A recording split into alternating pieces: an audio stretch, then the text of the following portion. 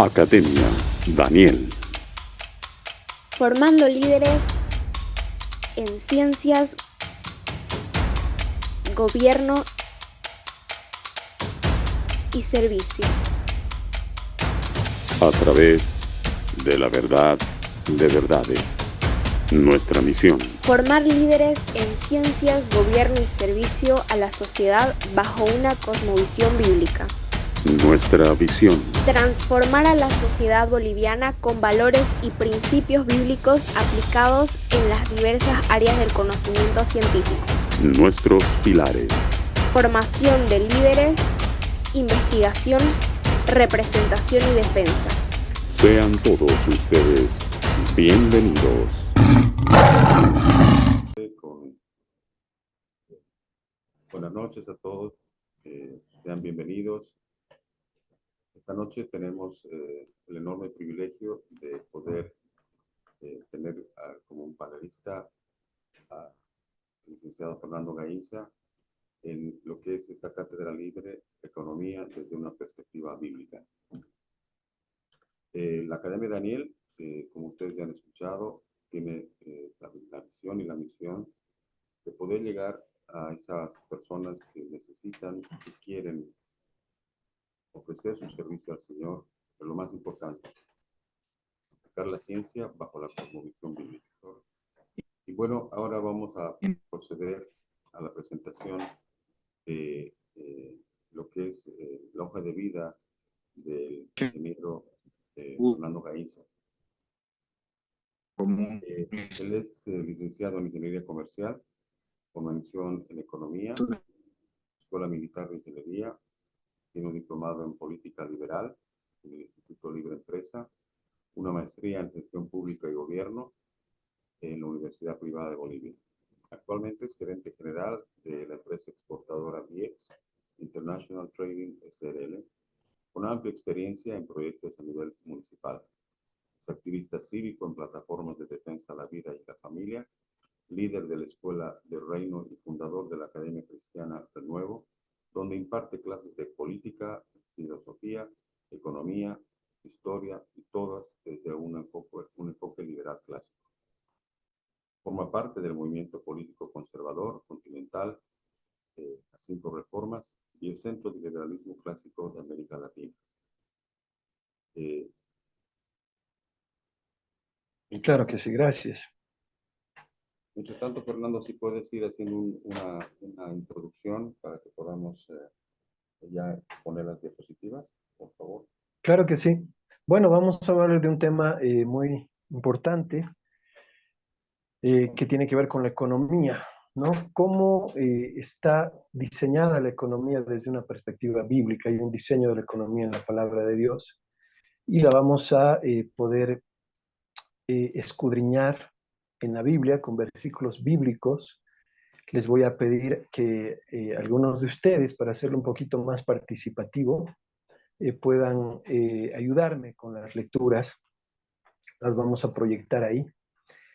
Y vamos a ver cómo tiene que ser el mercado laboral, cómo tienen que ser las relaciones de intercambio voluntario entre partes sin la intervención estatal, ¿ya? Y además, algunas otras características de lo que es el principio de la propiedad privada también que están ampliamente difundidas en la Biblia, con un resguardo en los 10 mandamientos para que se las respete.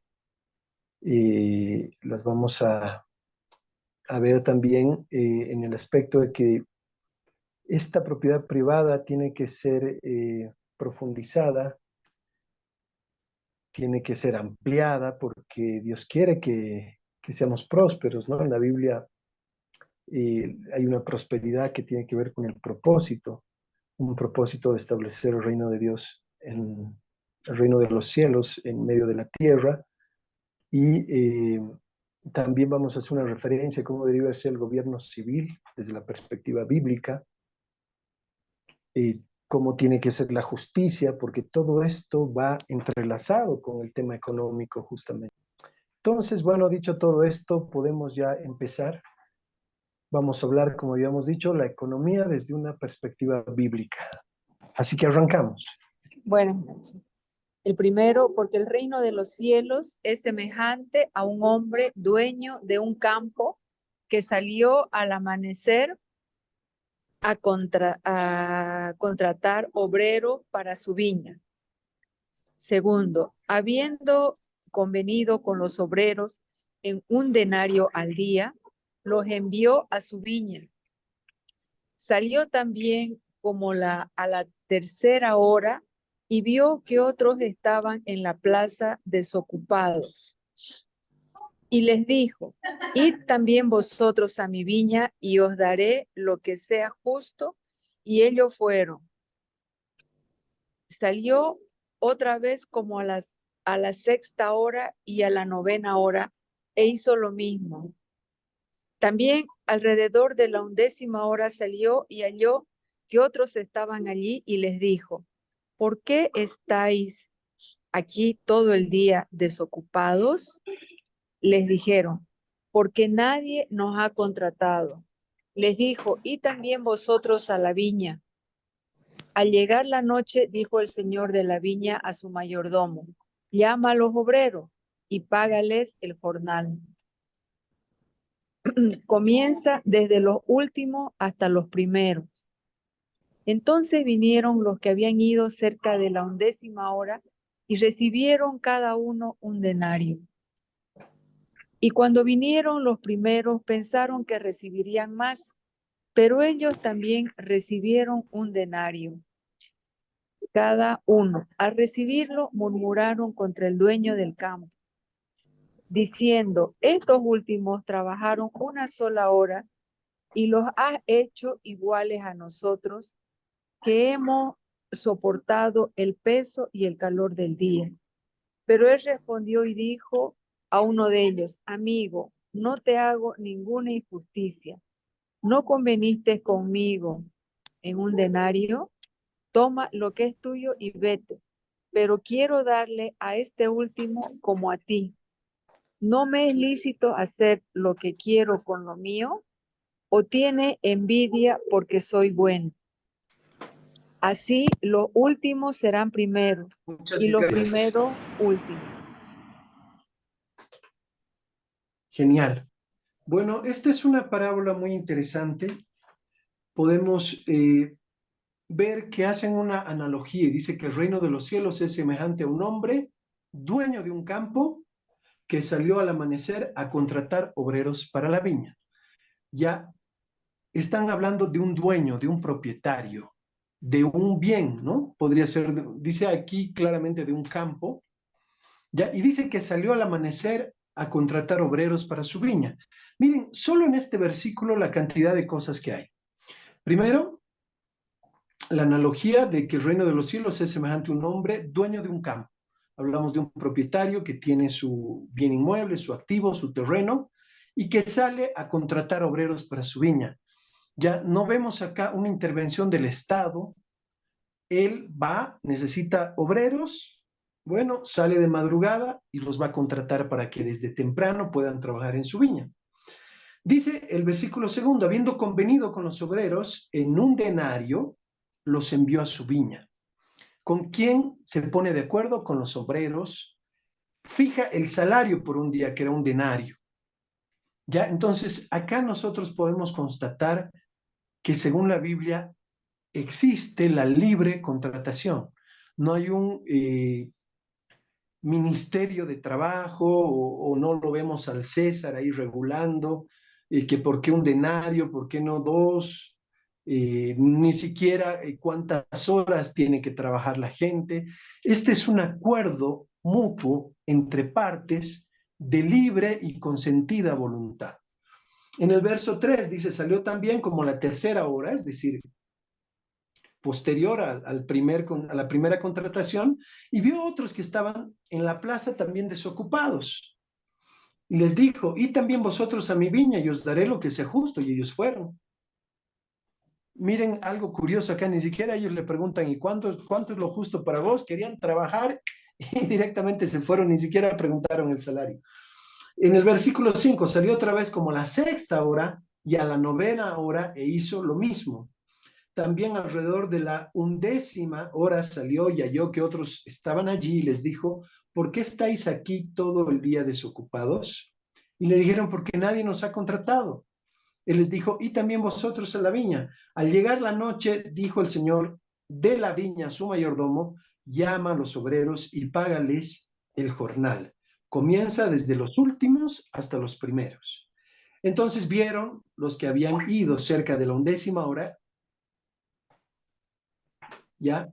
Y recibieron cada uno un denario. O sea, él con los recursos que le pertenecían, indistintamente del horario, les paga a todos un mismo salario, un denario. Pero escuchen esto, y cuando vinieron los primeros pensaron que iban a recibir más, pero ellos también recibieron un denario. Al recibirlo murmuraban contra el dueño del campo, diciendo, estos últimos trabajaron una sola hora y los has hecho igual a nosotros, que hemos soportado el peso y el calor de todo el día. Pero él respondió y dijo a uno de ellos, amigo, no te hago ninguna injusticia. ¿No conveniste conmigo en un denario? Interesante, ¿no? Toma lo que es tuyo y vete.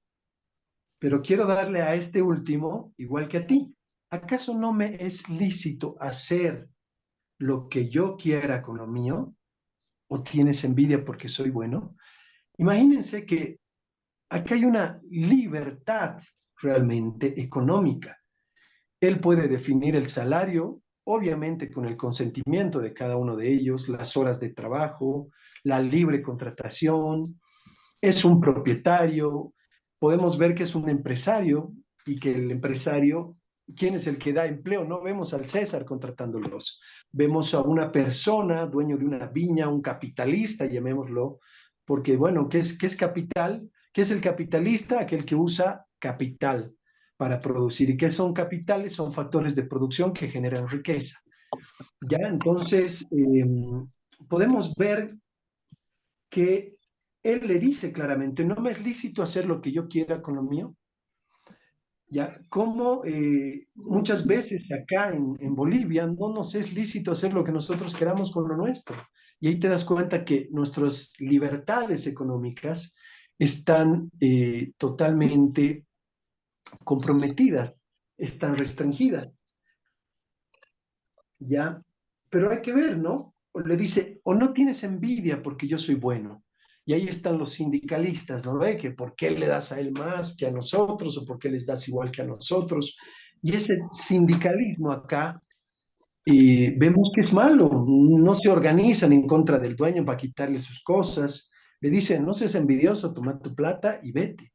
Aquí te das cuenta que muchas veces los sindicatos lo único que hacen es destruir la empresa, siempre y cuando dejen sus funciones propias. ¿Cuáles son las funciones propias de un sindicato? Formación de su gente. Ya pueden dar cursos de capacitación, de no sé, pues si hay carpinteros de carpintería, cursos de electricidad, de plomería, capacitar a la gente para que la gente que está afiliada en su sindicato, para que obviamente puedan ser más eficientes y más productivos y la gente los contrate más. Otra función de un sindicato podría ser el de la previsión social, por ejemplo, una especie de retiro para una jubilación. Y otra también podría ser el tema de un servicio médico. Ya en vez de estar afiliado a una caja nacional, el sindicato, si tiene muchos trabajadores, se puede afiliar a una caja privada, por ejemplo. Y si tú eres miembro de este sindicato, tienes acceso a esos servicios médicos. Esas son, y la cuarta es una bolsa de trabajo, ya que sean intermediarios entre los dueños y los obreros o aquellos que necesitan el trabajo. Esas son las funciones de un sindicato. Hoy en día están totalmente distorsionadas y tienes ahí a los sindicalistas de la COP extorsionando a los empresarios, que hay que subir el sueldo, que si no les pagas 2 o 3 sueldos, bueno, se organizan y te quitan la empresa y te expropian la empresa y venden tu equipamiento, tu maquinaria para cobrarse sus sueldos y al final terminan quebrando la empresa, como lo hicieron con Enatel y otras empresas, ¿no? Entonces hay que tener muy en cuenta todo lo que acabamos de analizar y discernirlo tal y como está descrito en la palabra de Dios. Ahora, ¿qué dice acá? Jesús que tiene toda autoridad. Vamos a la siguiente diapositiva, por favor. Jesús que tiene toda autoridad en el cielo y en la tierra establece en esta parábola el principio de la propiedad privada. No me es lícito hacer lo que quiero con lo mío. Ese es el versículo 15. Lo que es mío, este principio está bien arraigado en la Torá. Se fundamenta en el hecho de que Dios es el propietario originario de toda la creación. Salmos 24:1. Mía es la tierra y todo lo que hay en ella. Luego Dios en los 10 mandamientos establece el respeto por la propiedad privada. Ya los 10 mandamientos dentro de la Biblia es como una especie de constitución política. Ya son temas más generales. También podemos ver ya en Levíticos que hay como que, digámoslo así, los que entienden de la parte jurídica, códigos, ¿no? Como hay un código civil, hay un código penal, hay un código de procedimientos que están descritos en la palabra de Dios, pero los 10 mandamientos son como una constitución, son normas generales, tanto positivas como negativas, ¿no? Entonces acá, por ejemplo, tienes el no robar y el no codiciar como garantías a la propiedad privada, ¿no? Y obviamente no matar, ¿no?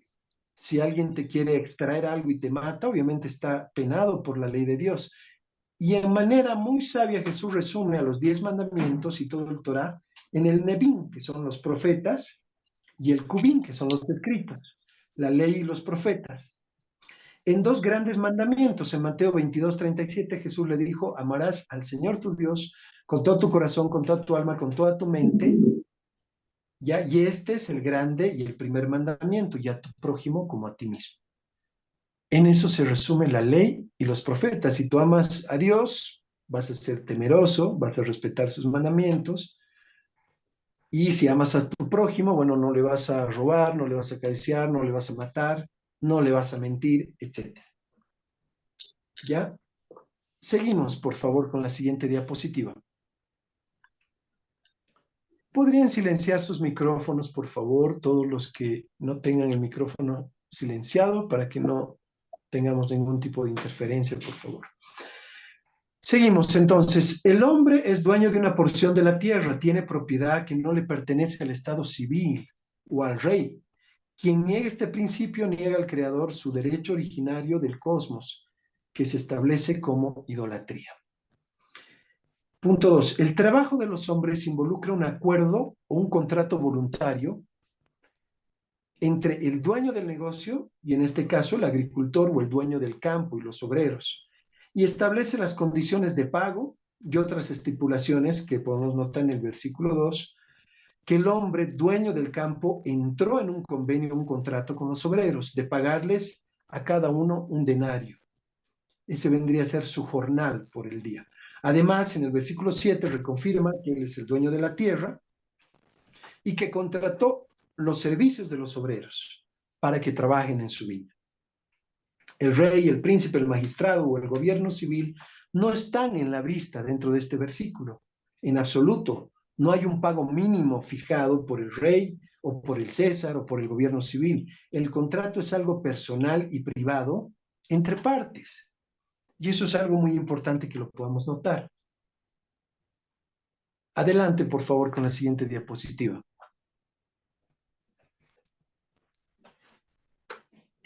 ¿Es un acuerdo verbal o puede ser también un acuerdo o un contrato escrito? En este caso es verbal. El gobierno civil tiene en la Biblia una jurisdicción limitada, y esto es muy importante. Y su función es solo ser siervo, ¿ya? Diaconía de Dios para el bien, ¿ya? No les permitido enseñorearse de los demás, no les permitido acaparar funciones, poderes y recursos. Para nada, porque a eso se lo conoce como tiranía, y eso está condenado en la propia Biblia. La justicia involucra el cumplimiento del acuerdo o contrato. En caso que alguien incumpla este contrato, puede acudir a la justicia. no a un ministerio de trabajo, no a un sindicato, no a una fiscalizadora de empresas, a la justicia, a través del contrato, ya sea voluntario o escrito, para que se cumpla ese compromiso. Ese también es el respeto a la propiedad privada. ¿Ya? Acá los obreros no pueden agarrar, ponerse de acuerdo y robarle la tierra o expropiarle la tierra al dueño. El dueño no puede engañarlos a los obreros, hacerlos ir a trabajar y luego no pagarles el salario. Para eso está la justicia como un árbitro intermedio, para que pueda hacer respetar, digamos, ese acuerdo, ese contrato entre partes. ¿Ya? Entonces, no existe la imposición del monto mínimo del salario, de las horas trabajadas, nada. Es un acuerdo voluntario entre partes. El gobierno civil, al establecer un pago mínimo, sale de su jurisdicción e invade una jurisdicción de otras esferas soberanas bajo la ley de Dios.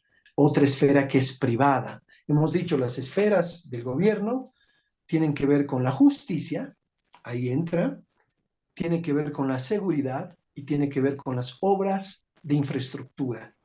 Puentes, represas, embalses, todo este tipo de obras públicas que permitan una convivencia civilizada y mejore la calidad de la vida de los ciudadanos.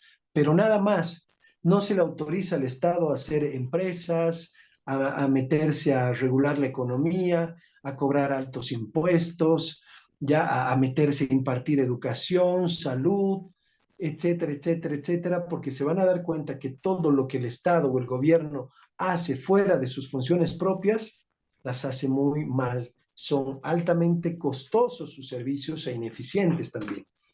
Por eso tiene que dejar llevarse por la iniciativa privada. Con la siguiente, por favor. Ok. Amigo, no te hago ninguna injusticia, no conveniste conmigo en un denario, toma lo que es tuyo y vete, pero quiero darle a este último como a ti. La paga es lo que el dueño es lo que el dueño le debe al trabajador. Ni un peso más ni un peso menos, y nadie puede forzarle al empresario a dar más de lo convenido. O sea, ¿qué es eso que el gobierno hoy en día? Incremento salarial, doble aguinaldo. Ya, por ese tipo de descriterios es que, por ejemplo, hoy en día en Bolivia, alrededor de 8.000 empresas por año vienen quebrando desde el 2015, con lo cual el aparato productivo de este país ha sido totalmente desmantelado. No hay empresas, y si no hay empresas, ¿quién va a contratar?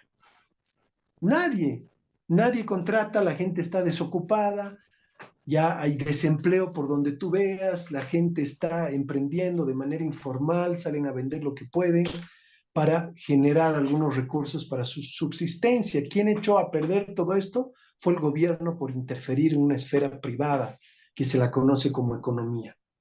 No le compete al rey o al Estado civil meterse en los acuerdos privados entre partes. El dueño del campo o del negocio establece normalmente el monto del pago y los obreros firman el contrato de pago. Si les interesa, van, y si no, le dicen, no, yo quiero tanto. Acá no hay obligación de ninguna parte. Nadie obliga ni a contratar, ni a pagar más de lo debido, ni a trabajar. Esta es una libre decisión y voluntaria entre partes. Es un asunto totalmente personal entre el dueño y el obrero. Si a alguien le conviene trabajar por menos, es cosa de esta persona, no del rey, no del César, no del gobierno civil. Entonces acá tenemos que ver este concepto del mercado libre. Se fundamenta en el intercambio voluntario. El dueño del campo necesita para su empresa agrícola emplear obreros y los obreros necesitan poner frijoles en su mesa y cuidar de su familia. En pocas palabras, proveer sus necesidades. Cada quien sirve al otro en este intercambio voluntario. Ambos son beneficiados, si se dan cuenta. Es un círculo virtuoso porque el empresario puede ser más productivo con más obreros, generar, qué sé yo, una mayor producción, la cual la va a poner al servicio del mercado. Y por el otro lado, el trabajador tiene recursos para hacer un mercado, para poder asistir a su familia y cubrir las necesidades que ella tenga. Entonces, ambos son beneficiados. que el ser humano por naturaleza busca primero amarse a sí mismo bajo la ley de Dios, es un principio ético y básico, amarás a tu prójimo como a ti mismo. Entonces, ese amor propio tiene que ver con justamente buscar mejores condiciones de vida, buscar un trabajo digno, porque el trabajo sabemos nosotros que dignifica a la persona. ¿Ya? Y obviamente si hay varios, digamos, personas que contratan y hay mucho contratante, lo más seguro por las leyes de la demanda y de la oferta es que el salario no sea un denario, como en este caso, sea un denario y medio o dos, porque pronto hay mucha demanda de trabajo y poca oferta. Entonces, cuando un bien escasea, normalmente sube de precio, pero cuando un bien abunda, normalmente baja de precio. Esas son leyes económicas, naturales, no necesitan una intervención del Estado, la economía se autorregula, ¿ya? Entonces, acá el dueño le dice, amigo, no te hago ninguna injusticia, no conveniste conmigo un denario por mutuo acuerdo, definen el salario y el tiempo y el tipo de trabajo a realizar. Lo hacen entre partes de manera muy sencilla. Entonces acá si se dan cuenta es fácil contratar. Hoy en día un empresario piensa 10 veces antes de contratar a un obrero, porque tiene que pagarle aguinaldo, doble aguinaldo, incremento salarial, caja de salud, pagarle AFPs, y cargas sociales, laborales. Entonces ese denario se vuelve en 3 denarios a la larga y ya sale muy costosa la mano de obra. Ya menos, estamos hablando de un sueldo básico. Imagínense si quieres contratar un administrador, un gerente, y le fijas un sueldo de 10.000 bolivianos, al final le vas a terminar pagando 30.000, ya sale de todo tu presupuesto. Por eso es que hay desempleo, nadie quiere contratar, prefieren tercializar servicios. El jefe puede premiar a quien que quiera y darle más de los demás si deseara. Es un mercado libre. El jefe de una empresa puede darle un aguinaldo a uno y no al otro como premio del trabajo bien realizado. Ya es una ley de incentivos. Acá se premia a todos, pese que a cuál peor, digamos, no tienen un buen nivel de productividad, pero el Estado los premia. Entonces se está rompiendo un principio muy importante también, que es la ley de los incentivos, que al que más tiene, más hay que darle, porque es el más eficiente, el más trabajador, el más productivo. Y eso desafía al resto a mejorar su nivel y su productividad. Si no, bueno, de lo contrario, si todos van a recibir premio, pues nadie se esfuerza más de lo debido y el nivel de la productividad va a disminuir. En el Estado socialista se premia a los vagos, a los trabajadores por igual. Todos son campeones. Bíblicamente no es el papel del Estado forzar a las empresas privadas a pagarles un aguinaldo a sus empleados, a menos que fuera parte del contrato. La envidia institucionalizada. El asunto empieza con la murmuración producida por la envidia. Véase el versículo 11 y 12. Al recibir murmuraban contra el dueño de campo. Ay, pero ¿cómo le vas a dar a él que ha venido una horita antes de que termine la jornada a darle lo mismo a nosotros que hemos aguantado el sol y el calor? Todo esto en la realidad, digamos, en la actualidad, se lo conoce, les hemos dicho, como sindicatos. Ahí se sindicalizan y comienzan a extorsionar a las empresas. Ahí vemos la COP, ¿no? Se pone de acuerdo con el gobierno para subirle el salario a los obreros. O sea, en pocas palabras, le están metiendo la mano al bolsillo al empresario, le están robando el dinero para pagarle más dinero al trabajador, sin saber si ese trabajador se lo merece, si ha subido su nivel de productividad, si es una persona eficiente. Entonces están rompiendo con un principio básico que se llama justicia. ¿Qué es justicia? Darle a cada quien lo que se merece. Y si les damos premio a todos sin que su productividad haya mejorado, haya subido, bueno, lo más seguro es que vamos a quebrar la empresa y en vez de hacerles un bien, les vamos a hacer un daño porque van a terminar desempleados. Dice, este principio, el de la envidia, bajo el cual se mueve el rey malvado, Acab, ya este es otro pasaje bíblico, que robó lo que no era suyo, la viña de Nabot, y luego mató para asegurar su compra al propietario. ¿Recuerdan esta historia? Ya Nabot era el rey, su reina era Jezabel. Ya, y Nabot un día ve una viña muy hermosa, al frente de básicamente el palacio y dice, qué bella viña, yo quisiera la viña, y va donde el dueño, el propietario, y le quiere pagar un dinero, y el propietario le dice, no, no la quiero vender, no me interesa venderla, porque esta viña ha sido heredada desde mis bisabuelos, yo la quiero conservar hasta que disfruten mis hijos, mis nietos, porque es una tradición familiar. Y Nabot, bueno, y justamente Acab se pone muy triste y se pone a llorar, llega a su esposa Jezabel y le dice, ¿acaso no eres tú el rey? Tú eres el rey, puedes tomar lo que tú quieras. Y eso es la tiranía. La tiranía acá podíamos ver que ejercía la monarquía constitucional, es decir, que todos los reyes estaban sometidos a la ley de Dios. Y en la ley de Dios decían no robar y no matar. Pero esta mujer corrompe a su marido, Jezabel, ¿ya? Y le dice, tómalo, y por último, lo manda a matar al propietario para asegurar su compra, ¿ya? Y eso hoy en día lo conocemos como las revoluciones socialistas. En la historia han sido escenarios de las matanzas de los seres humanos inocentes más sangrientas de la historia. Ya esto costó, por ejemplo, alrededor de 50 millones de vidas en la Rusia comunista, de Lenin, de Stalin, de Trotsky.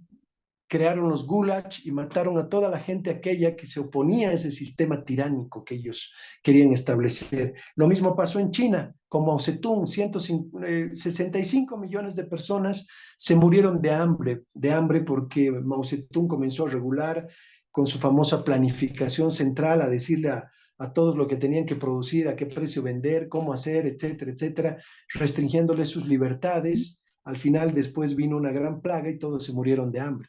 Por eso los chinos hasta el día de hoy se comen todo aquello que se muevan, porque ellos han sido una sociedad que ha llegado a la barbarie, incluso al canibalismo, porque no había alimentos. Imagínense, se terminaban comiendo entre ellos. O sea, ha sido algo terrible, cómo el comunismo puede hacerte perder la civilización en un país.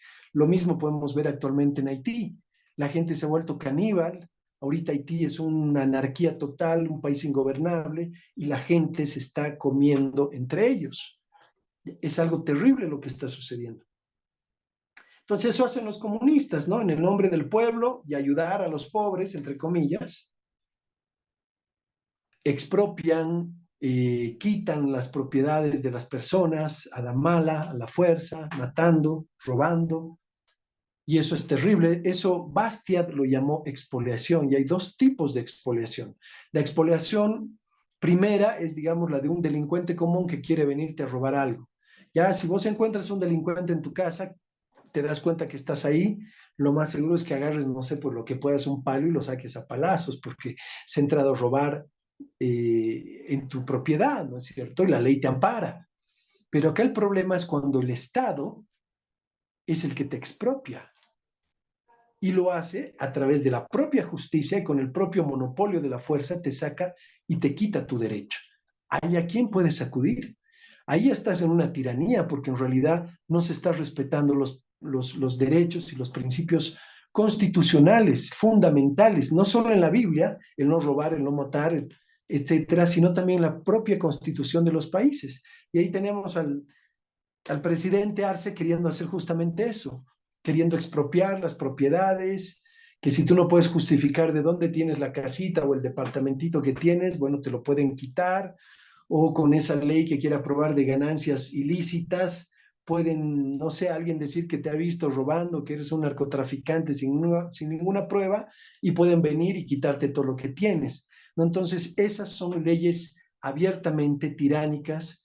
Ok, el sistema económico del mercado libre vino de 5 versículos que salen de la Biblia.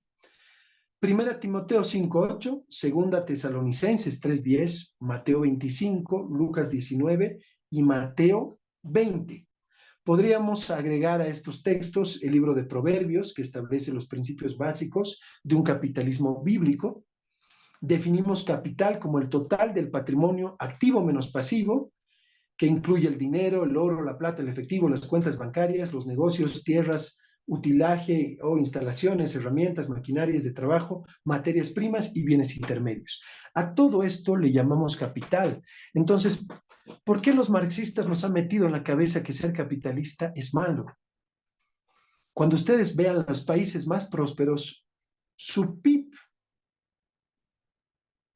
su capital per cápita son los más altos, porque el capital lo que hace es mejorar ya tu productividad, y cuando tú eres más productivo puedes ganar más y puedes ser mucho más rápido, próspero.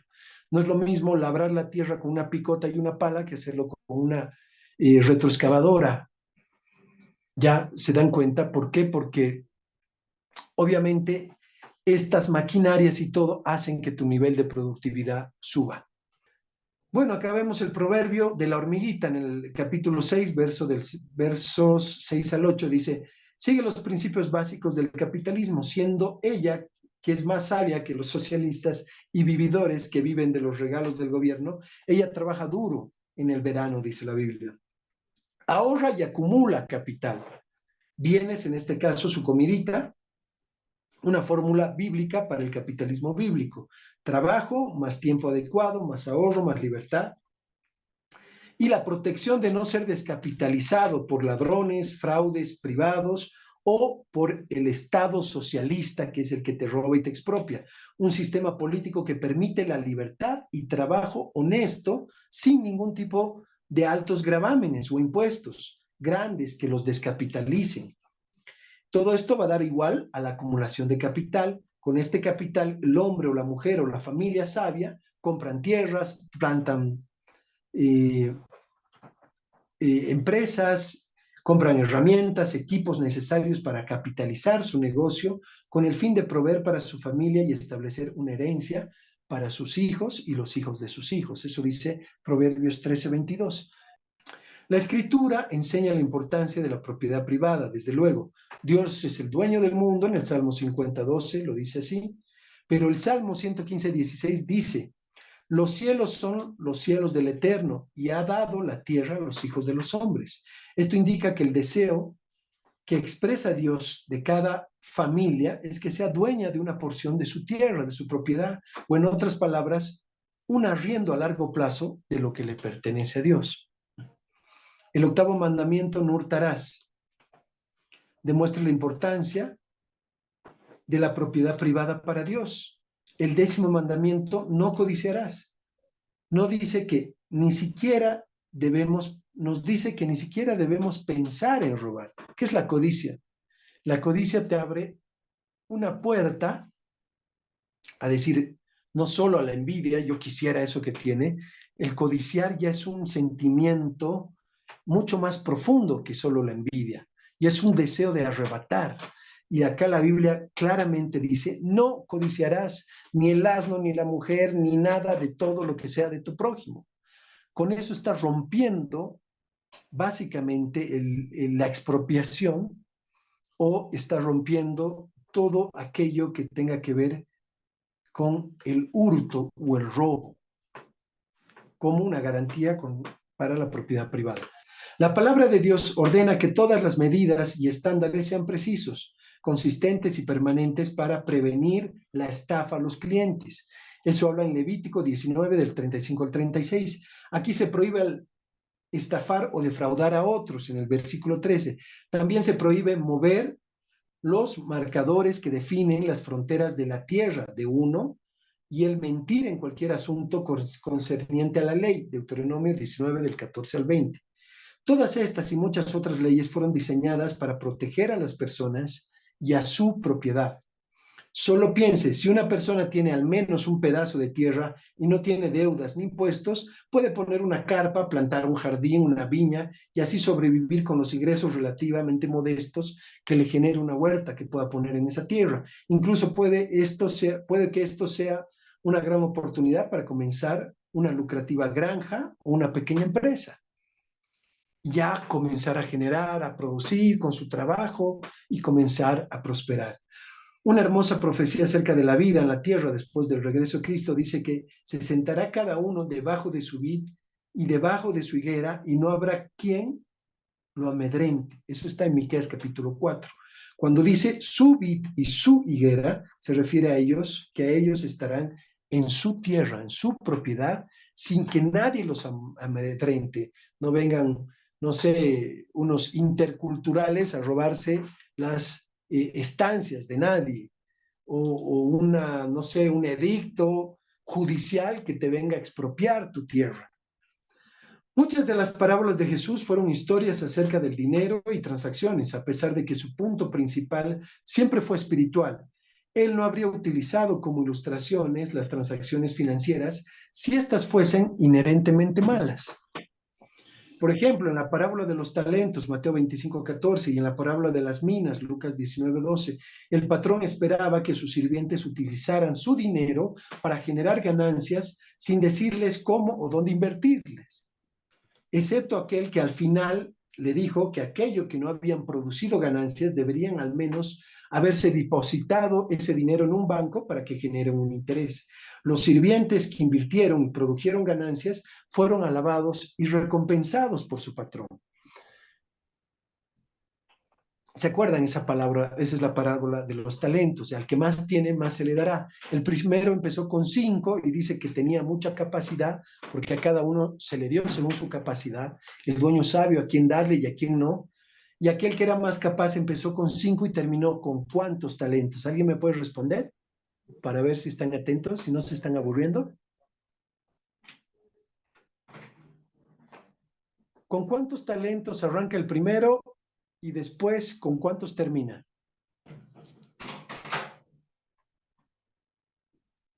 El doble. Empezó con 5, entonces ¿con cuántos terminó? 10. Casi, en realidad terminó con 11 porque el último, como no tenía esa capacidad, enterró el talento. ¿Qué dijo el Señor? Denle al que no tiene y agreguen al que tienen. Denle al más capaz. Y echaron fuera a ese siervo inútil, como dice la Biblia, así lo llama, y le dio ese talento al más capaz. Entonces empezó con 5 y luego terminó con 11. Esa es la ley ya de los incentivos o de los rendimientos crecientes. Hoy en día se castiga a la gente eficiente con impuestos más altos. Ese es el concepto del impuesto progresivo. Cobremos más impuestos al más eficiente y menos al ineficiente, rompiendo este principio bíblico del que al que más tiene, más hay que darle, porque es más capaz, es más próspero, va a hacer crecer la empresa, va a contratar más gente. Pero acá en los países socialistas se los castiga y se los termina desincentivando justamente. La Biblia alaba la iniciativa, la diligencia y la ética del trabajo como esfuerzo, sabios para producir fruto y prosperar. Y si nuestra fe es en Dios en vez de en nosotros mismos, Dios se asegurará de que nuestra necesidad siempre sea satisfecha. Entonces, el libre mercado promueve la libertad, ya que se basa principalmente en el principio del laissez-faire, que en francés significa deja a las personas ser como mejor les parezca.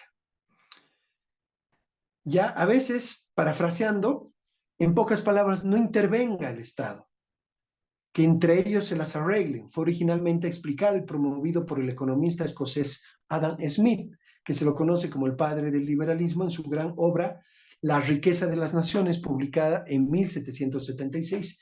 En ella él describe cómo las sociedades libres se manejan armoniosamente sin el control de un gobierno que los guíe con sino una mano invisible, que es la que regula y autorregula el mercado. Este es el modelo económico más eficiente para satisfacer las necesidades y deseos de las personas.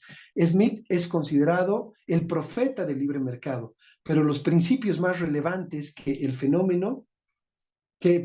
fomentó han estado siempre en la Biblia. El libre mercado. No se olviden, en la China comunista de Mao Zedong, con una planificación central, se murieron de hambre 65 millones de chinos. Pero cuando ya después de ese fracaso, los chinos se dieron cuenta que el comunismo no funcionaba. Entonces se dieron un paso y se fueron a la tercera vía, que es la mezcla del comunismo y el capitalismo.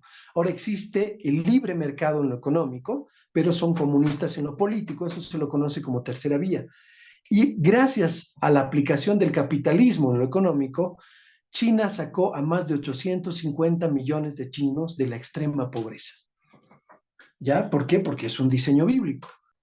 Marx en su juventud fue cristiano, por ejemplo, el creador del Manifiesto Comunista, que eran prácticamente la receta que una nación tenía que aplicar para volverse, transicionar de este liberalismo que les hablo a un sistema comunista. Son 10 puntos el Manifiesto Comunista, en los cuales el Estado se apropia de todo, se apropia de la banca, se apropia del medio de transporte, de los medios de producción, les quita y restringe las libertades a los ciudadanos. Y por último, en el punto 10 del Manifiesto Comunista dice que el Estado también tiene que educar a la gente con fines de adoctrinamiento, para hacerles entender estas ideas del proletariado, la clase de la guerra de las clases, la justicia social y todas estas igualdad de oportunidades, todas estas máximas del comunismo que lo único que han hecho son quebrar las naciones, porque van en contra de los principios bíblicos.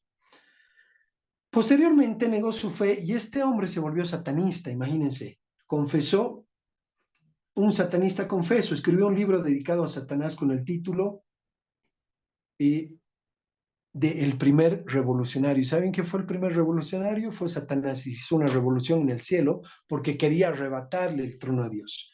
Y todas estas ideas revolucionarias están basadas en esos principios satánicos de robar, de mentir, de engañar, de generar injusticia, de expropiar, pervertir las enseñanzas bíblicas, que las conocía muy bien, y comienza a basar sus teorías en ellas. Pervierte. Hay una parábola, no sé si ustedes recuerdan esa parábola de los labradores malvados, que dice que igual había un propietario de una viña y va, contrata unos obreros, este dueño de la viña pone un muro, hace una torre, y cuando la viña ya estaba produciendo, busca unos labradores para que mantengan la viña, y les dicen, lo único que yo quiero que me den de toda la cosecha es la vendimia, o sea, es una parte de toda la cosecha. Y ustedes pueden seguir utilizando la tierra, ¿ya? Y todo bien. Y pasa el año y él comienza a mandar a sus obreros a recoger su vendimia, y estos hombres se organizan entre sí y dice que no le vamos a pagar nada, le tiran una paliza a todos los siervos del dueño, y el dueño manda otra comisión y hacen lo mismo, y dice, por último voy a mandar a mi hijo, y manda a su hijo. Ellos se ponen de acuerdo y dicen, bueno, este es el heredero, matémosle y quedémonos con la heredad. Y ahí está el principio de la expropiación. Por eso es que todas las revoluciones marxistas terminaron con sangre, con muertos, con revolución. Y ese es un principio satánico, ya que los proletarios arrebaten por la fuerza los medios de producción a los burgueses. Esa era la doctrina satánica que Carlos Marx pone y que está en la Biblia, pero que Dios la condena. Dice, ¿qué cosa hará el dueño de la viña con aquellos malvados? Eso es lo que dice al terminar la parábola. Entonces, la igualdad social la pervierte de la parábola de los talentos. En vez de darle al que más tiene, le quita al productivo para darle al improductivo, eliminando así la ley de los incentivos, a la cual, justamente la cual desincentiva la inversión. Entonces comienza a desordenar estos principios bíblicos, y no es por nada que donde tú veas un país comunista vas a ver pobreza. No sé si logran ver el cuadro. ¿Lo logran ver? ¿Se ve bien? Miren, en este cuadro vamos a ver que las economías más libres tienen un mayor porcentaje en amarillo, ¿ya? Y las más reprimidas tienen un mayor porcentaje de Estado en rojo. El privado es el amarillo y el Estado es el rojo. Por ejemplo, Singapur tiene 89% de su economía está en manos privadas. Solo el 11% está en manos estatales. Podrán ver que el PIB per cápita es de 64.500 y pico dólares. El salario mínimo es de casi $3.000. Los niveles de corrupción son bajos, un 15%, y el nivel de desempleo es un 2%.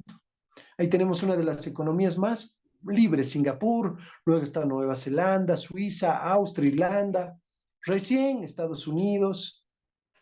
Vayan viendo que, por ejemplo, en Suiza el PIB per cápita son $83,000, el salario mínimo 3,300, el nivel de corrupción apenas un 15% y el desempleo un 2%. Pero ¿cómo está la realidad boliviana? Solo por encima tenemos más libertad solamente que en Corea del Norte, Venezuela y Cuba. Bolivia tiene 42% apenas de propiedad privada, es decir, que tiene un 58% de Estado. ¿Cómo está el PIB per cápita? 3,500. Imagínense, solo por encima de Corea del Norte, después, y Liberia, tal vez, Angola. No, ni siquiera Angola tiene más. Ya, el PIB per cápita de Bolivia actualmente es el más bajo de la región. Paraguay tiene más PIB per cápita, Uruguay, Chile, Brasil, Ecuador, Perú. Estamos con el PIB per cápita más bajo, empobrecidos.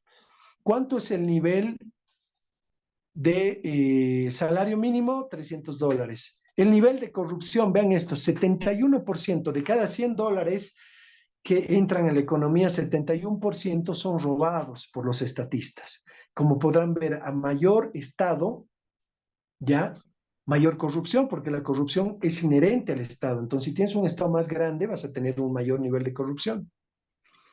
Y acá está el dato curioso. Dice que el desempleo es el del 3%. Eso no lo cree nadie.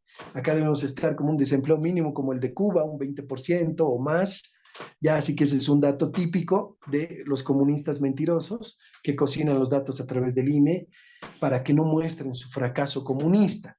Ya los niveles de inflación acá no se los dice, pero Bolivia tiene un nivel de inflación por lo menos de un 15 a 20% anual, como mínimo. Se dan cuenta entonces aquellos que hablan más instituciones, que no se privatice, que se sigan abriendo empresas estatales. Recuerden esta gráfica, más Estado, más corrupción. Así que básicamente hemos terminado ya.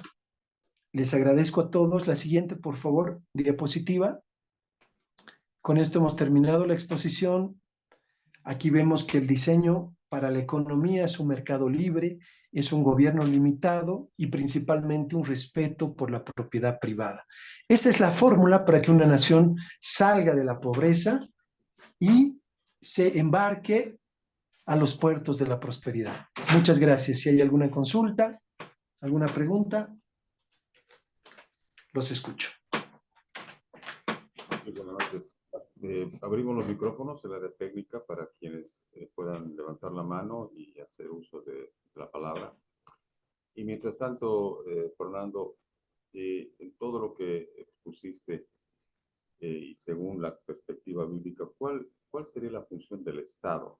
Del Estado como ente que tendría que regular las relaciones, inclusive entre partes. Hablabas de un contrato. ¿Qué pasa si se incumple ese contrato? Pero más que todo, lo que quisiéramos saber es, según la Biblia, según la perspectiva bíblica, ¿qué función tendría el Estado? ¿Hasta dónde llega? ¿Es pequeño? ¿Es grande?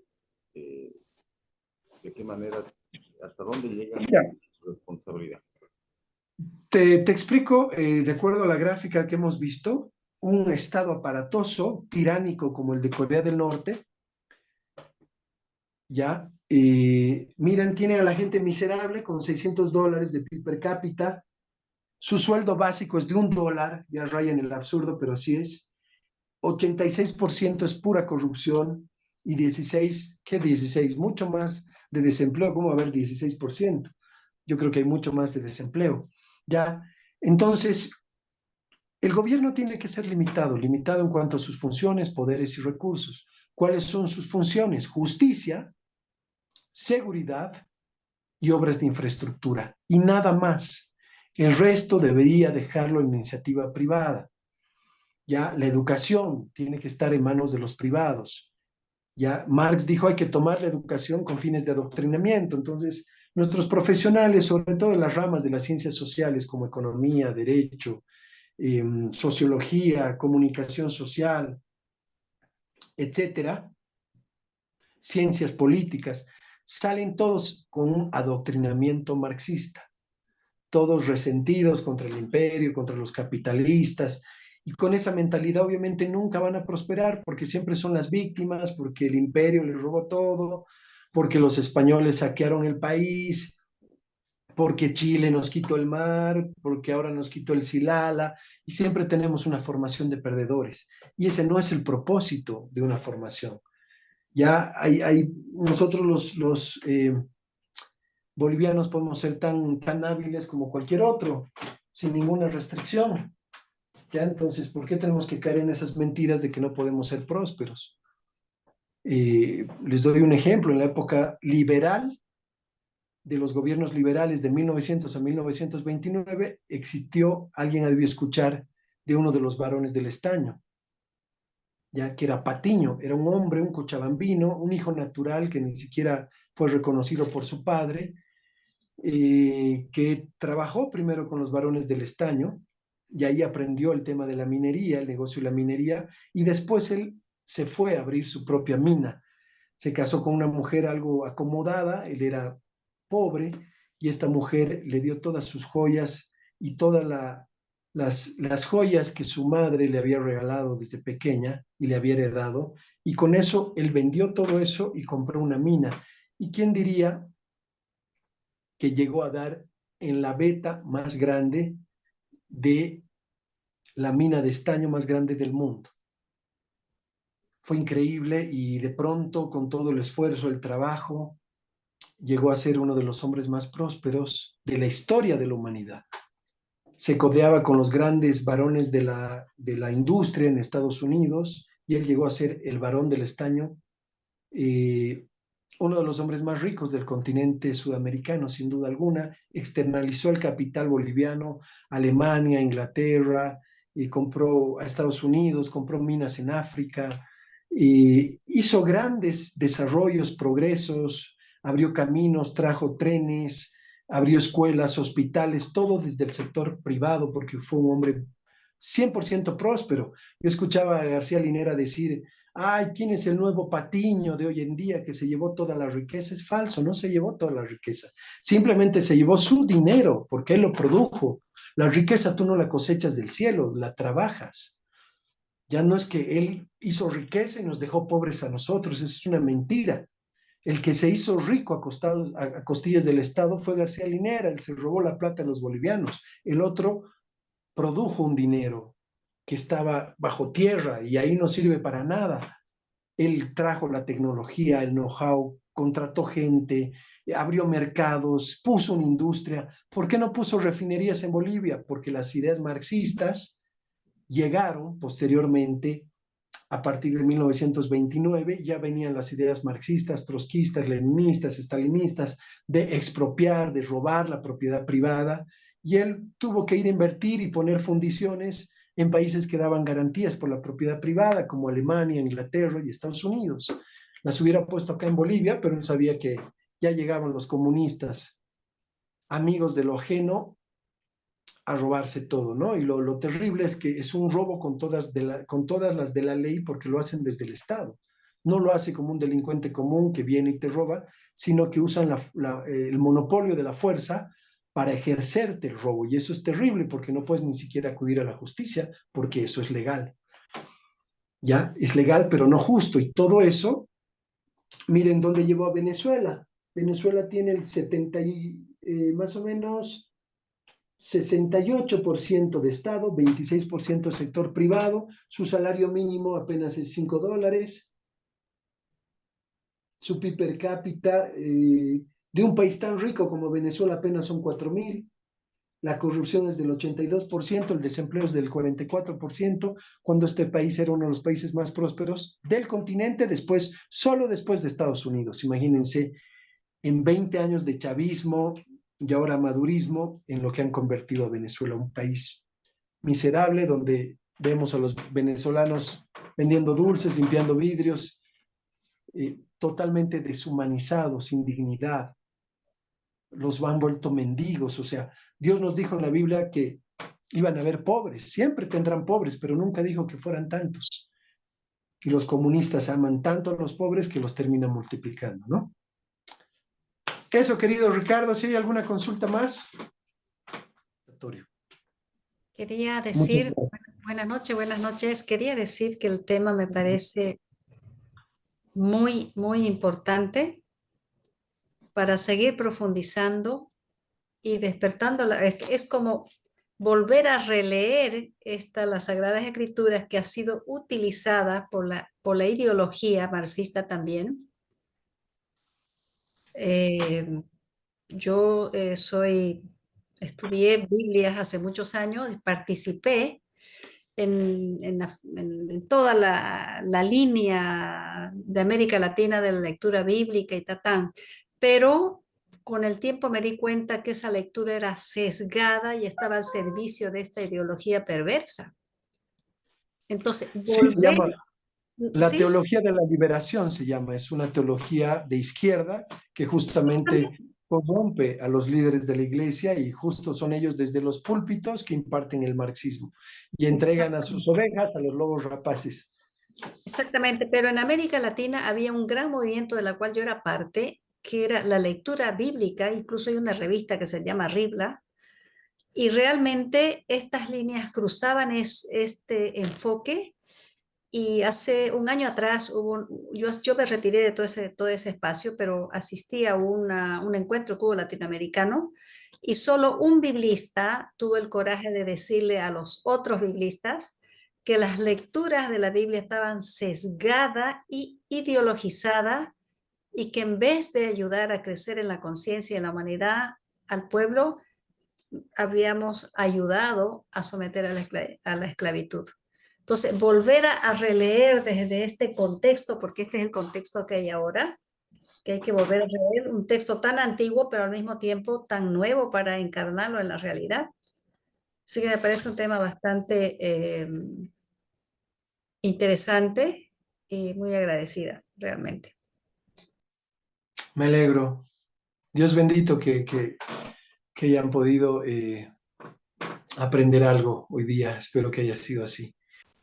Agustín creo que está. Agustín, adelante. Gracias por mostrarnos una perspectiva bíblica de la economía. Hace mucha falta porque lamentablemente la educación que recibimos desde colegio y universidad está totalmente ideologizada, ¿no? Entonces, y bueno, y estudiar las diversas áreas a partir del concepto bíblico, eso es una deconstrucción de esa formación que hemos recibido. Gracias por eso realmente. Ahora, el riesgo que tenemos es de que, como tú mencionabas, la teología de la liberación, tenemos la teología de la prosperidad, que son dos errores bíblicos, o sea, dos errores de interpretación bíblica, porque los dos emergen de la Biblia, pero de manera equivocada. Entonces, cuando hacemos un estudio como el que he hecho, nos muestra lo que realmente es la palabra de Dios y que no tiene que ver con ideologías o teologías de interpretación humana. Gracias por eso, porque realmente lo que necesitamos es esto, una perspectiva de la vida a partir de la Biblia. Gracias por eso. Con todo gusto, Agustín, muchas gracias por participar. Querido hermano Paul, tal vez usted quiere decir algunas palabras. La pregunta, Fernando, si Dios permitiera un gobierno a futuro con personas con principios cristianos, ¿usted promovería de que en una constituyente, por decir, se modifique de esta situación, digamos, de que las riquezas no sean administradas por el Estado, sino más bien que puedan pasar a manos privadas? Totalmente, ahí está el ejemplo del litio, ¿no? Podemos ver el fracaso de los estatistas que nos gobiernan. ¡Ey! No sé millones han puesto para el tema del litio y lastimosamente hasta ahora no han hecho ni siquiera una batería para celular de litio. Si hubieran puesto esto en manos privadas, le aseguro que hubieran venido los de Samsung, los de Tesla, y con 1 tonelada de carbonato de litio y otras que están produciendo ahorita, seguramente hubieran producido muchas baterías. Entiendo yo que incluso se logra vender a $5 millones la cantidad de baterías que sale de 1 tonelada. Ya, entonces, acá le están rematando $7,000 la materia prima, es algo absurdo, la están rifando a los chinos o a los rusos a precio de gallina muerta, porque lo único que hacen son negociados entre ellos. No les interesa generar trabajo, riqueza para la nación, venden todo lo que pueden, ¿no? Entonces, no, que el capital doliente cuando está en manos privadas es ese capital que se cuida, que se cuida el centavo, que se invierte para tecnología, para mejorar la productividad, incrementar, digamos, los niveles de producción se vuelven más eficientes, ¿no? A través de las economías de escala. Entonces, justamente si vemos este tema de nuestra constitución política no garantiza la propiedad privada, te habla de una función social. ¿Y quién determina la función social? Son los estatistas de turno. Entonces, si para ellos, al parecer, no cumple esa función social, bueno, te la pueden expropiar. Es un robo con todas las de la ley, pero ¿quién determina la función social?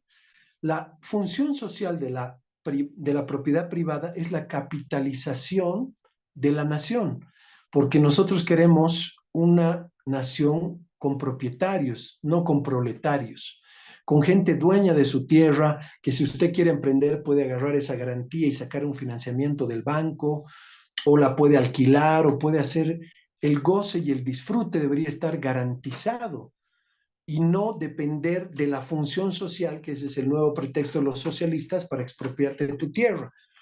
Ya, por ejemplo, en la Constitución argentina ya se estipula esto, que no basta reconocer la propiedad privada como un derecho inviolable. Ella puede ser respetada en su principio y desconocida y atacada en lo que tiene más precioso, que es el uso y la disponibilidad de sus ventajas. Los tiranos más de una vez han empleado esta distinción sofística para embargar la propiedad, que no se atreven a desconocer, o sea, sí la reconocen, pero no la respetan. El socialismo hipócrita y tímido, que no ha osado desconocer el derecho de la propiedad, ha empleado el mismo sofisma, atacando el uso y la disponibilidad de la propiedad en nombre de la organización del trabajo, teniendo esto en mira y que la propiedad sin el uso ilimitado es un derecho nominal. La Constitución argentina ha consagrado en su artículo 14 el derecho amplísimo de usar y disponer su propiedad, con lo cual ha echado un cerrojo de fierro a los avances del socialismo. Sin embargo, en nuestra Constitución no se establece lo mismo. Simplemente miren la diferencia de lo que dice nuestra Constitución Política del Estado en su derecho a la propiedad, artículo 56. Toda persona tiene derecho a la propiedad privada individual o colectiva, y aquí viene la trampa comunista, siempre que ésta cumpla una función social. ¿Quién determina esa función social? Ellos. Entonces, si no está cumpliendo según ellos una función social, te la quitan, ¿y a quién se la van a dar? A un militante de su partido, con el título de movimientos sociales, ¿no? Lenin le llamaba eso instituciones de fachada. No son organizaciones sociales, son militantes del MAS. Entonces le quitan a alguien para dársela a uno de ellos. Se garantiza la propiedad privada siempre que el uso que se haga de ella no sea perjudicial al interés colectivo. O sea, si a 10 tipos no están de acuerdo que tú produzcas leche ahí, te la pueden quitar porque ellos quieren producir pan. Entonces, ¿qué tipo de garantía es esa? Ninguna. Se garantiza el derecho a la sucesión hereditaria, sí, pero te cobran altos impuestos. Tú quieres recibir una herencia de alguien, primero tienes que pagar el impuesto, si no, no la recibes. Entonces, acá te das cuenta, y no se habla más, apenas son 3 artículos, o sea, un artículo con 3 incisos. Miren, respeto por la propiedad privada. Estito. O sea, nada prácticamente. En la Constitución argentina son hojas de hojas que te defienden y ponen cerrojos para que ningún delincuente se organice o desde el Estado te puedan robar tu propiedad privada. Está totalmente garantizada. Está ampliada y está profundizada. Sin embargo, nuestra Constitución comunista, por supuesto, no.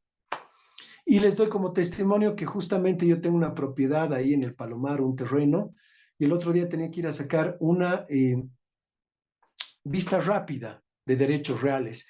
Y me dicen, no, no se la podemos dar. ¿Cómo que no me pueden dar la vista rápida? No, no se la podemos dar porque... ¿Y por qué? Le digo, porque o ha cambiado de titular o ha cambiado de jurisdicción. Y me dice, y yo le pregunto, ¿y cómo es eso? Yo no he cambiado, no lo he vendido, no lo he hipotecado, no he hecho nada. ¿Y qué es eso del cambio de jurisdicción? O sea, no me quería dar respuesta. Entonces, al final me dice, tendrá que mandar una carta, algo así. Hablo con mi abogado, mando una carta, una solicitud de informe y me cobra más de 100 bolivianos. El informe costaba 30, pero la carpeta costaba otros 30, el sello costaba 10, el código digital costaba 20. Al final me cobraron 100 bolivianos de un informe que valía 30. Han pasado 35 días y hasta el día de hoy no me dan la respuesta, ¿no? Pero me he enterado por otras personas que el cambio de jurisdicción quiere decir que este terreno que estaba en área urbana ahora pasa al área rural. Y quien está a cargo del área rural es el INRA. Entonces el INRA no está reconociendo mi derecho propietario porque supuestamente eso había sido área rural. Sin embargo, yo pago hace más de 20 años impuestos a una alcaldía, que es la alcaldía de Mecapaca, y con este artilugio lo que están haciendo es quererme robar mi propiedad desde el Estado. Eso es lo que les decía, no es un ladronzuelo común y corriente, sino son los gobernantes que corrompen las leyes para extraerle la propiedad a los ciudadanos. Entonces, voy a tener que meter juicio, voy a tener que representar mi derecho, porque nada más y nada menos es el Estado que le está haciendo un juicio. O sea, el INRA le está haciendo un juicio a la alcaldía de Mecapaca para quitarle varias tierras y dejarnos a varios propietarios sin nuestro terreno. ¿Qué les parece? Eso es Bolivia. Ese es el país en el que estos comunistas nos han convertido. Por eso es que el respeto a la propiedad privada es algo fundamental. Entonces, estos decretos supremos que el tirano de Luis Arce, pues ya se ha vuelto tirano, antes se gobernaba a través de las leyes, ahora este señor se pasa por encima el Parlamento, el Congreso, y a plan de decretazos nos quiere venir a gobernar. Eso es tiranía y hay que saberlo, hay que decirlo así abiertamente. Es un tirano. Creo que todos lo sabemos, ¿no? Pero bueno, no quiero aburrirlos más. Muchas gracias a todos. Fernando, antes de que concluyamos, y porque la verdad tampoco Academia Daniel puede estar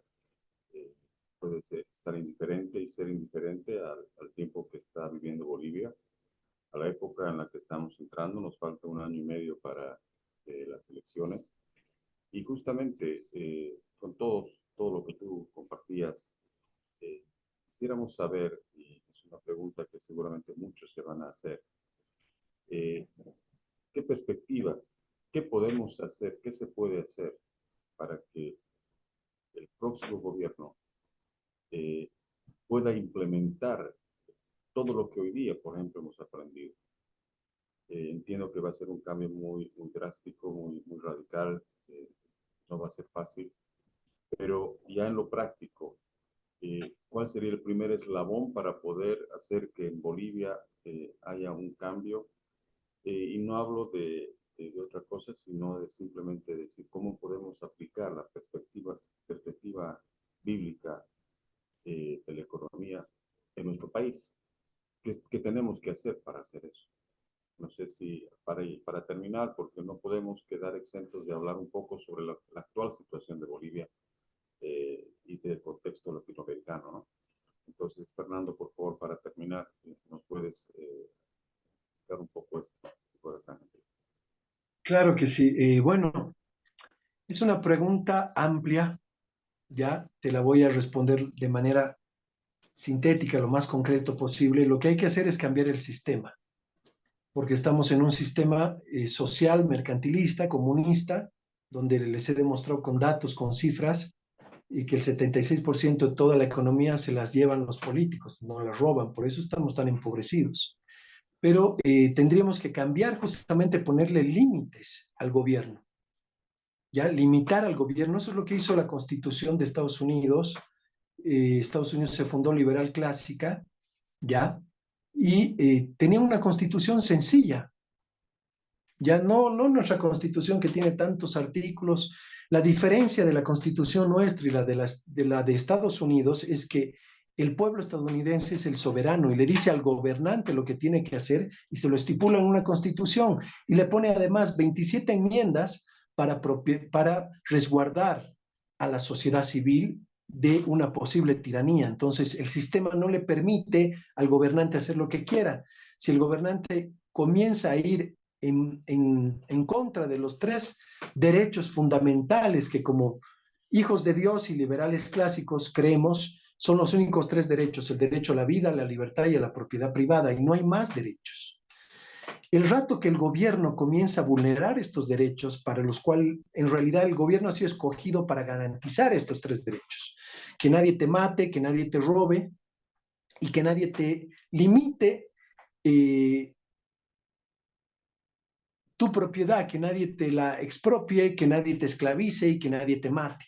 Para eso está la justicia, para eso está el gobierno, para hacer respetar estos 3 derechos fundamentales. El rato que el gobierno busca otras motivaciones, el pueblo lo puede desconocer al presidente y lo pueden bajar, lo pueden anular a través del Congreso o del Poder Judicial. ¿Ya? Entonces hay un sistema de pesos y contrapesos que no permite que las tiranías se consoliden en las naciones.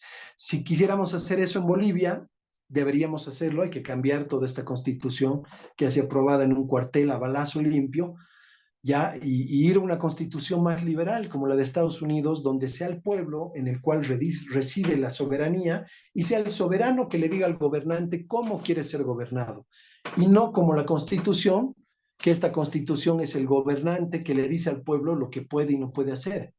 Entonces, ¿dónde reside la soberanía? ¿En el pueblo o en el gobernante? En nuestra Constitución, en el gobernante, por eso somos tiranizados. En la de Estados Unidos, en el pueblo, por eso el gobernante no puede hacer lo que quiera, sino que está limitado. Ya está limitado justamente en poderes, en funciones y en recursos. No puede acaparar poderes. Hay un sistema de pesos y contrapesos que balancean el Poder Judicial, el Congreso y el Ejecutivo. Y eso es lo que deberíamos hacer acá, pero bueno, tenemos un Tribunal Supremo Electoral totalmente vendido, con un padrón amañado, con unos fraudes sistemáticos que nos vienen haciendo. Entonces, hace rato que votamos y votamos y votamos, pero no elegimos nada. Así que esto es como subir al round y querer pelear contra alguien, pero con los brazos atados y con un ojo tapado. O sea, lo más seguro es que te va a dar una paliza y no vas a poder defender. Así que es complicado, que esa debería ser una ex vocal que trabajaba ahí en el Tribunal Supremo Electoral, dijo: mientras esté funcionando este sistema, el MAS nunca va a perder una elección. La señora Baptista, no sé si se acordarán.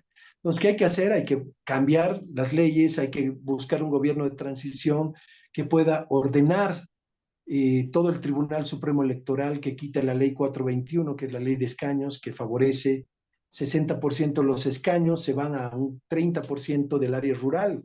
El área rural tiene una representación del 30%, pero pone el 60% de los escaños. Y ahí es donde nos hacen fraude. Aparte tienes un padrón inflado de más de 1,5 millones de votantes muertos, inexistentes, y tienes encima un sistema abierto que te permite cambiar los datos y mover, trasladar las tendencias. Entonces, tendría que haber prácticamente una resistencia civil como la del 2019, que aterrice en un gobierno de transición, que ordene los poderes del Estado durante un año, llame una elección limpia y transparente y en igualdad de condiciones, donde el pueblo realmente puede escoger al mejor, porque siempre nos llevan a votar por el mal menor. Para que no gane Evo, votemos por Mesa, pero Mesa es lo mismo que Evo. Y bueno, al final Mesa le reconoce la victoria con un 3% a los masistas. Entonces, estamos en un en una fachada de democracia, pero que no es una democracia, digamos, real, es una democracia ficticia. Nos hacen creer que tenemos votos y que hay varios candidatos, pero todo está manipulado por ellos. Y por eso se han consolidado las tiranías en Venezuela, en Cuba, en Nicaragua, porque corrompen, entran democráticamente, pero después corrompen todas las instituciones y no son tiranías abiertas como las marxistas, ¿no? Las leninistas, las de Mao Zedong, pero es una, digamos, Allende dijo, ¿no? Vamos a cambiar las armas por las urnas. Entonces, violentan tu voto y manipulan tu voto. No importa por quién votes, lo importante es quién cuenta los votos. Y como ellos cuentan los votos, siempre los votos se van a ir hacia ellos, ¿no? Entonces, es complicado salir de este problema. ¿Qué habría que hacer? Una resistencia civil, poner un gobierno de transición que ordene todo esto y que llame una elección limpia, transparente, que goce de credibilidad. Si no, la cosa no va a cambiar. Y necesitas además para eso un buen partido político que encarne las aspiraciones del pueblo, que sea un partido ideológico, programático, electoralista y representativo, que pueda ganar las elecciones y llevarnos a hacer esta transición, abrogar las leyes malas, cambiar esa constitución política del Estado, limitar los poderes del gobierno, liberar los mercados, desregular la economía, bajar impuestos y generar respeto por la propiedad privada.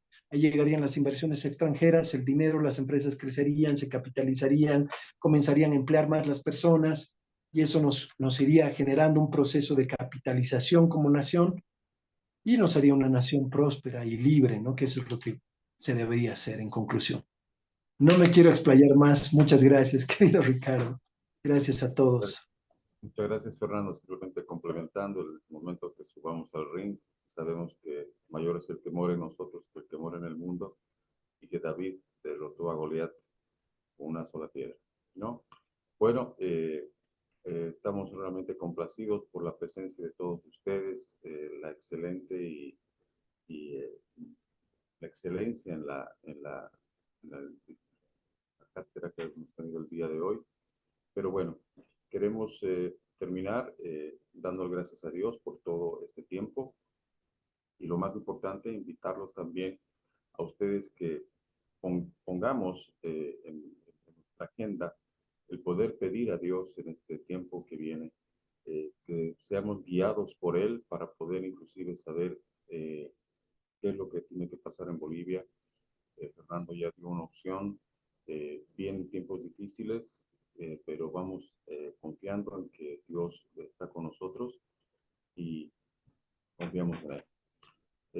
Que tengan ustedes muy buenas noches. Academia Daniel los invita a que puedan suscribirse, que den un like, como dicen, en nuestra página web. También está en ustedes pueden ingresar a Facebook, ponen Academia Daniel y están todas las cátedras, conversatorios que hemos tenido ya desde hace años atrás. Que Dios los bendiga. Muchas gracias nuevamente al ingeniero Fernando Gainza, bueno, al pastor Paul Arana, al pastor Agustín Aguilera, a todas las personas que han estado el día de hoy.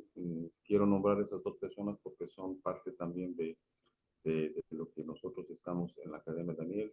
Muchas gracias por su presencia y será con nosotros. Buenas noches. Agradecemos su atención y esperamos su participación en los comentarios. Suscríbete, dale like y síguenos en todas nuestras redes sociales para seguir formando una comunidad con valores.